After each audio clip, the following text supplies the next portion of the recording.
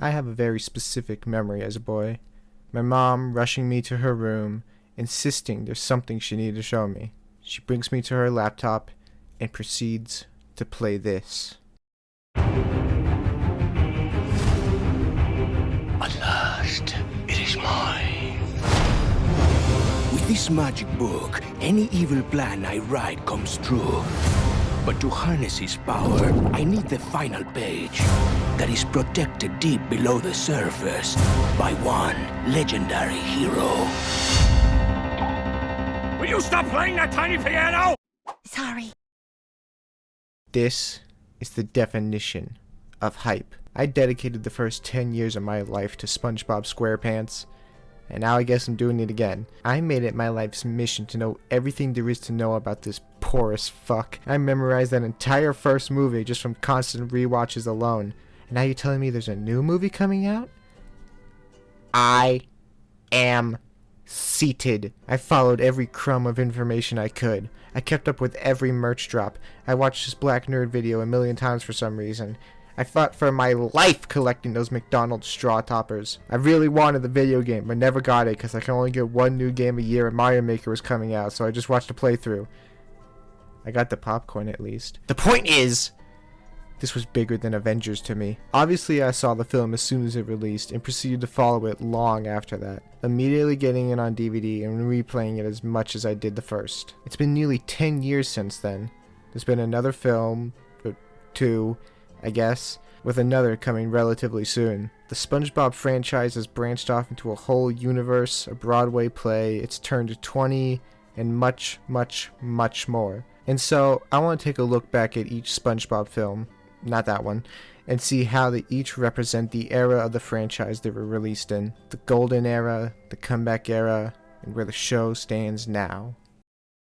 The SpongeBob SquarePants movie is completely, honestly, 100% sincerely, in my opinion, one of the greatest films ever made. And I'm not just exaggerating or something. I don't just think it's a great movie. I genuinely mean in the top 10.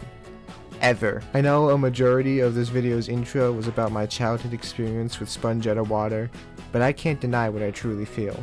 I am compulsively obsessed with the original SpongeBob movie. A scene plays in my head at least once a day. I've got every beat memorized to the second. I could go on and on and on and on about how much this movie means to me, but I think it's about time I got to specifics. I can't understate how iconic this opening scene is. Diggy off the port bow, tickets for the SpongeBob movie, the rendition of the opening theme, the pirates storming the theater. It's such an immaculate escalation on the presentation of the show. Every episode starts with this dainty little sea shanty, while the movie starts with an actual pirate rendition of that sea shanty, like full ship and everything. Oh hey look, you can spot one of the early concept posters in the back here. Neat. And then that amazing opening leads into another amazing opening. How the hell do you craft two perfect openings for your film back to back? This is the perfect intro to this movie's non-stop barrage of classic lines and jokes. This whole interaction has stuck with me for literally over 15 years at this point. I mean, you got two of the hardest lines ever right here. I want you to do me a favor, Phil. What? Say cheese. Order up. I like how the introduction of the Krusty Krab 2 sort of forever cements this as the furthest point in the SpongeBob timeline, if there ever was one. I mean, an entire other restaurant right next to the original is pretty hard to ignore, so when it's never featured in the show, you can just sort of assume it hasn't happened yet. SpongeBob's conflict of being treated like a kid, and therefore being treated as lesser than his peers, has been analyzed pretty thoroughly over the years. But I think that's just a testament to how much it speaks to its viewers. Having the idea be subtly introduced by Plankton, the most vindictive figure in SpongeBob's life, Stupid kid. only to be reinforced by Mr. Krabs in the very next scene, someone SpongeBob views as one of the most supportive figures in his life, shows how devastating it is when people on opposite sides of your life can still view you in the same negative light. It's the perfect arc for a character like SpongeBob to go through, and solidifies the enhanced themes when going from show to movie.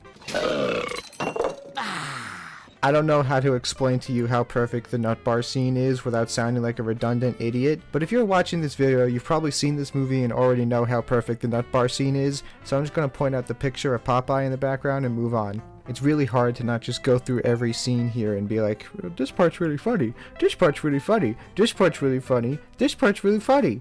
But god damn it, man, every part is really funny. If I had to pinpoint a scene though, I'd say the Thug Tug scene encapsulates every aspect of this film's comedic perfection. The animation, the gags, the setups, the line deliveries, there isn't a single moment of downtime where a perfect joke isn't being delivered. One of the most underrated moments of this film is when this guy falls over in his chair and then springs back up when Patrick walks in. It destroys me every time because it happens so fast. Squidward is in this movie for barely 10 minutes and he still manages to have some of the funniest scenes.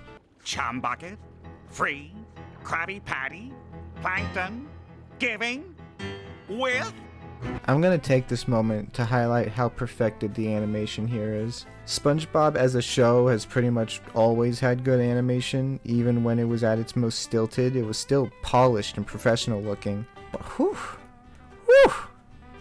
this movie, man, it really is stunning at times. The color and atmosphere, oh, it's sublime. This truly is peak SpongeBob art style. This is what happens when a team of industry veteran professionals are finally given the time and budget they deserve to demonstrate their craft. You can take pretty much any scene and find an entrancing background or impressive character acting or just a damn nice color palette. It's a feast when you look for it. If you weren't like 4 when you first saw this, you don't understand how insane the Cyclops reveal was. This shit was intense back then, man. SpongeBob and Patrick's death scene is probably one of my favorite moments in this whole franchise. How it's still emotionally effective without hamming it up to the point of embarrassing itself, and how it concludes the character arcs with them being satisfied with their own accomplishments and proving to themselves that they could make it to Shell City without the approval of their peers, being able to dry up with a smile still on their faces. It's probably the furthest they could push an emotional scene like this in a franchise as irreverent as SpongeBob, and I think they nailed it. That's the end of SpongeBob.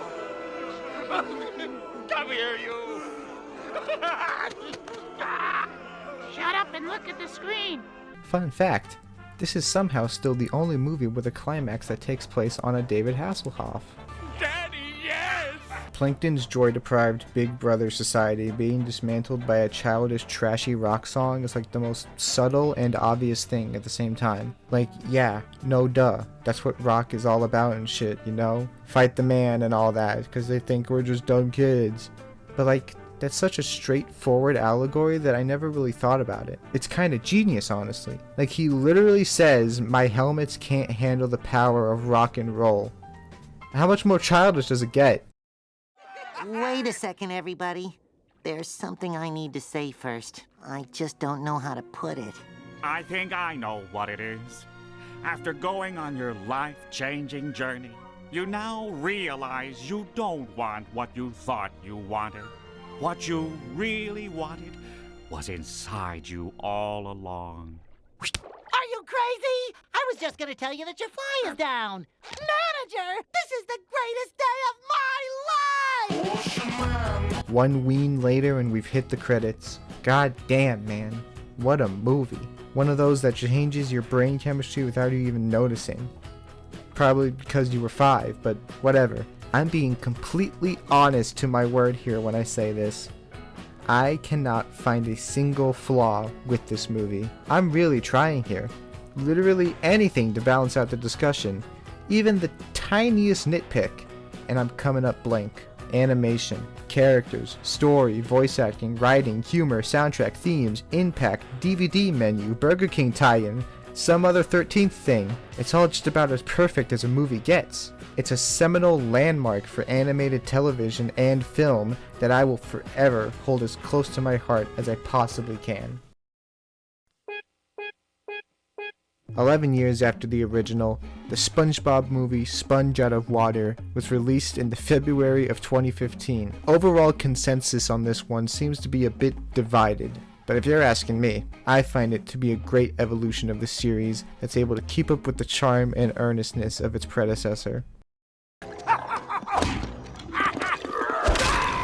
I always forget this movie opens with Antonio Banderas getting punched into the stratosphere by a CGI skeleton. Kinda interesting how this was Bubble Bass's first appearance in like a decade before they started overusing him so much in later seasons. This whole movie has a lot of reverence for past episodes, but it never feels overbearing at any point. At most, it's like a line or a character in the background, so they're never dependent on the references. And off the rip, the animation is as good as ever. I think I still prefer the overall style of the first film, but this one is no slouch either. It's very expressive and colorful, with a lot of quick bits thrown in wherever they can. Again, the show has always had quality animation, so the jump to theatrical isn't as noticeable at first, but once you take a closer look, it can be a real treat for the eye. Speaking of eye, the standout character of this film is obviously Plankton. Almost everyone who's watched this movie can agree Plankton's role is monumental. He's hilarious, and Mr. Lawrence is giving what may be his all-time best performance as the character.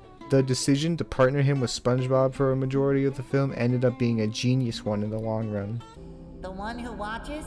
Your name is the one who watches? No, my true name is Bubbles. I'm gonna be real, I've seen this movie so many times I've kind of forgotten how much of a trip it is. Like, why are SpongeBob and Plankton in a triangle dimensional doorway in space talking to a magical dolphin that watches over all planets and protects all living beings from meteorites right now? I don't know. Better question, why are you asking? You may call it disjointed and unfocused, but I like to call it fun and imaginative. In a comedy like this, a cartoon comedy especially, well-executed comedic writing is more important to me than a sensible story. And all these set pieces about going through time seem like they're just random tangents that go nowhere, and they are, but they're also funny as hell. And so I'm able to look past their narrative weakness and see them as the pure entertainment they set out to be. It's Thursday absolutely kills me every time, and I'm not afraid to say it. Dude, they genuinely almost killed this lady.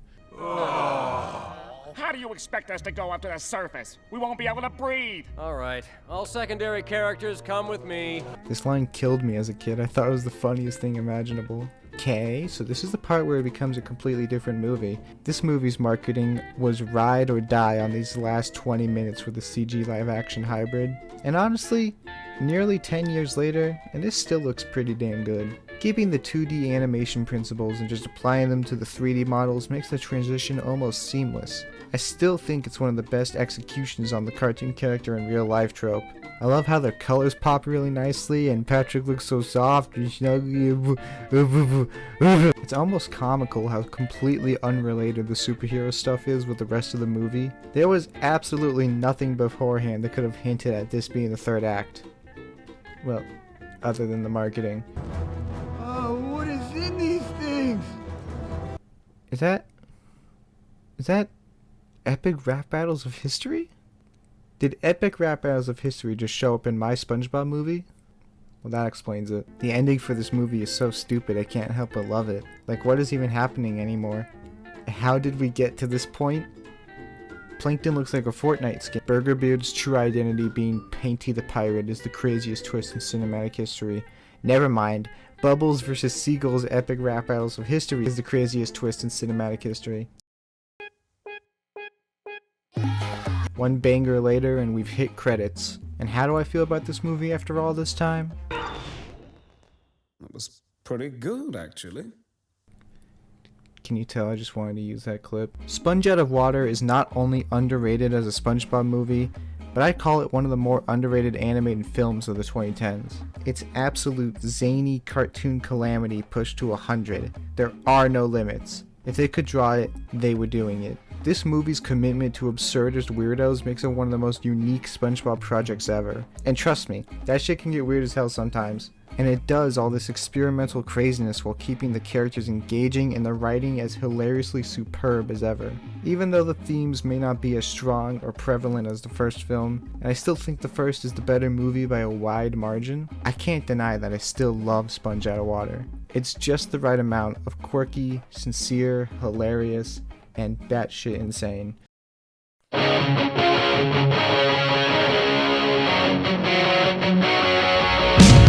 The SpongeBob movie, Sponge on the Run. This is the part of the video where people get mad at me. I remember liking this movie. I also remember being the only person that liked this movie. But that was nearly 5 years ago. There was a lot of shit going on back then. Everyone was pretty angry about everything. Perhaps this movie was an unfortunate victim of circumstance. Maybe this rewatch will be pretty enlightening. The most notable thing about this movie off the bat, and the one thing everyone can agree on, is the impeccable animation. Hearing that they were going to ditch 2D animation and go full CG was worrying at first, but once it was actually shown, everyone I knew was pretty unanimous about thinking the animation in this film was stellar. The colors are vivid, the designs are on point, the movements are properly cartoony. They truly didn't miss a beat when making the switch. I'd be lying if I said I didn't think the gorgeous animation helps shield this film from a lot of the major criticism it gets. I mean, it's probably the best SpongeBob has looked since the first movie. A byproduct of the animation I want to point out real quick is that they use this really realistic lighting, and this makes any scene inside SpongeBob's house have these huge shadows draped over everything because he has these small ass windows that realistically would not let in a lot of sun, and it kind of throws off the whole vibe of the setting. I don't know. It's just something that's kind of bothered me ever since this came out. You're fired. Oh, I could listen to that all day. No, seriously, we decided to go in a different direction. You're fired. What? Obligatory Aquafina mention, watch my other shit videos. One of the weirdest things about this movie is that for the villain, King Poseidon, they got Matt Berry to voice him. You know, voiced Bubbles in Sponge Out of Water, Matt Berry. Does the exact same voice for both characters, Matt Berry. Distinctively derivative Matt Berry. It's just a very odd creative choice that I can only assume happened because either A, they didn't think anyone would notice, or B, they forgot he was in the previous movie of this franchise. Oh, fuck. I really don't want to talk about this. As I'm sure you all know by now, this movie may or may not have doubled as a backdoor pilot for the spin-off series Camp Coral.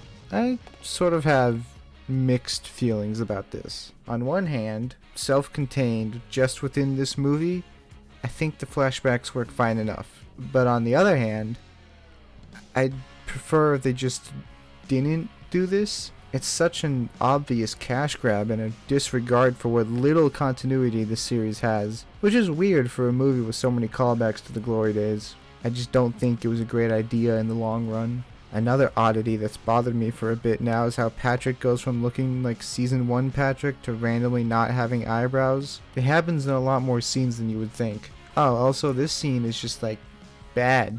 SpongeBob and Patrick are uncharacteristically mean to each other and fighting over like literally nothing, I think. And then they make out. No, wait. And then they make up 2 seconds later anyway. So what the fuck was the point of any of this? Anyway, next scene introduces Keanu Reeves and Snoop Dogg and Danny Trejo and K-pop and cowboy pirate zombies and has nothing to do with anything fucking whatever. I swear I like this movie. Okay, the Keanu Reeves and Snoop Dogg and Danny Trejo and K-pop and cowboy pirate zombie scene is fine the first time you see it, but on subsequent rewatches, it feels like it goes on for like 8 years. Like, I get it, alright, they're dreaming or whatever, but just get on with it, please. I'm pleading and I'm begging. Keanu Reeves name drops Skype and FaceTime in this SpongeBob movie. This shit pissed me off so bad. I swear I like this movie. Stuff like the celebrity cameos and the brand names and especially the needle drops aren't like egregious on their own, but they're also most definitely not SpongeBob. The first 2 films are so within themselves, contained to their own brand of lunacy. Sponge on the Run slips in this regard. It's starting to feel less special that this is a SpongeBob movie. Set this in the world of Looney Tunes or Smurfs, and how much would we really lose? Sure, it's innocent and harmless on its own, but it falters as a representation of what makes SpongeBob special as a world. I think the reason it's so easy to go on and on about this movie's faults is because they're so much more noticeable than the strengths. Like, in all honesty, most of what I've been pointing out as moments or decisions I don't enjoy are mostly passable all in all. It's just that the last two films didn't have these moments, so they're more jarring in comparison. Alright, enough bitching. I think Keanu's pretty funny in this. Hey, losers. He's such a catty dick, and I think it's the closest this movie gets to being laugh out loud hilarious. Why has Perch Perkins been in all three of these movies? And Purple. Alright. While the middle act may falter a bit, I do think the film picks up near the end. The scene with each cast member waxing poetic about what SpongeBob means to them can be genuinely heartwarming. It can almost be interpreted as them giving tribute to the series as a whole, and what the show, and by extension SpongeBob himself, means to society, and how after 20 years on the air, he's left an unmistakable mark on culture. Most anyone watching this movie has some sort of connection to SpongeBob. Memories of seeing episodes for the first time, reciting quotes, sharing that connection with anyone you meet. It's a remarkable commonality. And I think this scene does a good job representing that commonality, and how everyone's connection to SpongeBob may be different, but just as impactful. Yo, what's up? Oh! I have a gambling problem. Wow, they're just like me.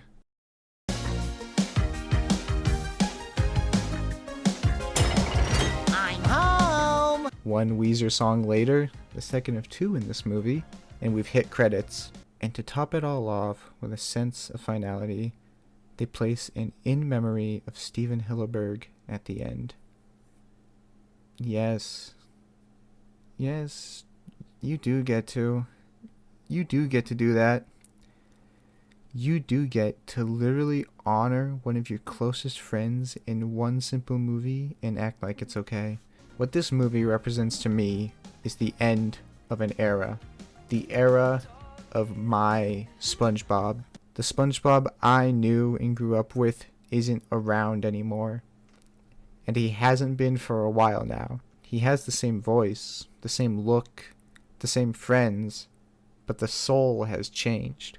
He's not telling the same jokes, he's not telling the same stories. He's not my SpongeBob. And I'm perfectly okay with that. My SpongeBob still exists. He did for a long ass time. I'm always gonna have those memories with him and cherish those forever. I have to. He's stuck up there. So I can never truly be mad at Sponge on the Run. It was never gonna be what I wanted. But what it isn't half bad either. It's more like 1/4 bad. The SpongeBob movie trilogy, soon to be tetralogy, is one of the most polarizing set of movies out there. But you really wouldn't expect it to be. On the surface, they seem to be a consistent enough series of cartoon comedies, but they take place underwater, dumbass, so why are we talking about the surface? Once you take a closer look at each individual entry in the series, you start to see the inherent structural differences between them. When 3 movies are made during 3 different periods of a TV show's legacy, it was inevitable that they were going to conflict with each other at some point. What started as a natural extension of the show's storytelling has become a safe alternative, an obligation because they haven't stopped making money yet. But as obligations go, other franchises have done much worse. I love these movies. Alright, I love 2 of them and I like the other guy. My point is, I'm certain this won't be the last time I come back to them, nor will the next time be, or the next time, or the next time, or the next time, or the next time. They're endlessly enjoyable and will endure for years to come. Each has their own flavor and yet the same comfortness. And even when they faulted, there's still that evergreen earnest feeling behind them. It's cinema that speaks to the weirdos, the optimists, the goobers. And who am I, if not a goofy goober? Yeah. You're a goofy goober. Yeah. We're all goofy goobers. Yeah. Goofy, goofy, goofy, goofy goobers.